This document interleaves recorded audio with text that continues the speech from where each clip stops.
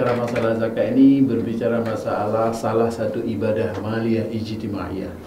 Jadi ibadah yang berkait dengan harta, ya, yang berhubungan dengan masyarakat, yang diambil dari sumber harta tertentu dengan jumlah tertentu, yaitu ada nisabnya, dengan waktu tertentu, yaitu ada haulnya, dikelola oleh orang atau lembaga tertentu yang disebut dengan amir, dibagi kepada orang tertentu yang disebut dengan mustahik. Jadi semua itu adalah sangat tertentu dia, atau dengan kata lain itu khusus, ibadahnya khusus, dari harta yang khusus.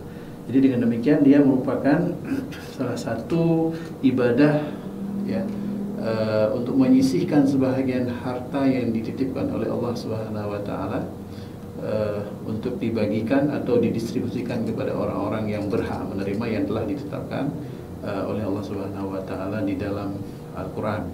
Secara spesifik apa yang telah ditetapkan dalam surat At-Taubah ayat 60, kemudian yang dijelaskan oleh hadis Nabi SAW dalam beberapa hadis beliau.